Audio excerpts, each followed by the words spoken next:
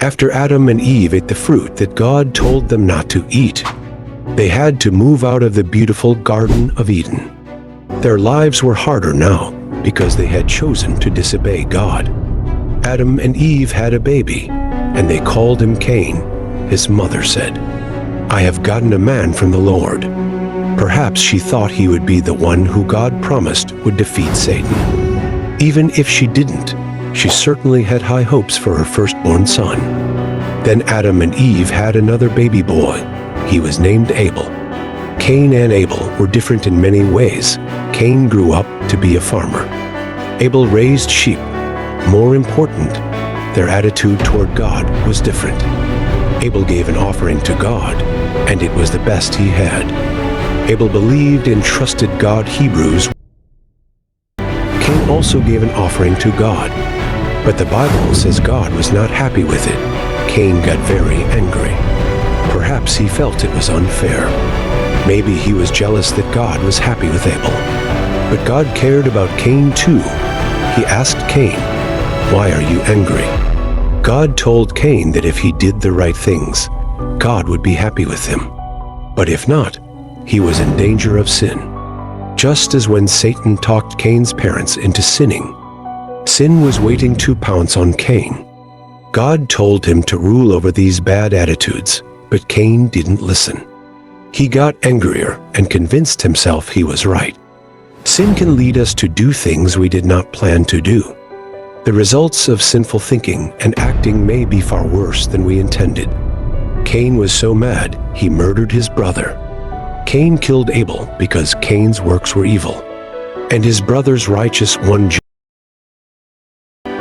He didn't like being shown up by his younger brother. Satan is a hater, and Cain chose to hate too. So when they were alone in the field, Cain killed Abel. Cain thought no one had seen him do it, but Cain should have known that he couldn't hide from God. God knew what happened, but he gave Cain the chance to admit it. God asked Cain, "Where is Abel your brother?" Cain said, "I do not know. Am I my brother's keeper?" But Cain lied. He knew exactly where Abel's body was, and he knew that we all should do our best to take care of our brothers. We can't control our brothers and sisters, but we shouldn't do anything to hurt them. We should help and care for them. In that way, we are our brother's keeper. God knew exactly what Cain had done. He knew Cain was lying. It was as if Abel's shed blood was crying out to God that a terrible murder occurred. Cain's final punishment would be to die, but before that, God told Cain about the curses he would face. The ground wouldn't grow as much food for him, and he would have to work harder. He would have to move around and worry that others would try to kill him. Cain complained that the punishment was too much. He did not say he was sorry. He did not admit that he had done a terrible thing. But God did not want other people to take revenge on Cain.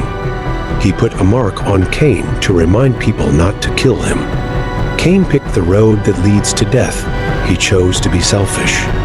He chose to trust in himself instead of God. He chose to think about his hurt pride. The Bible calls this the way of Cain. Jude 100. We must remember that when we get mad, sin is waiting to pounce on us too.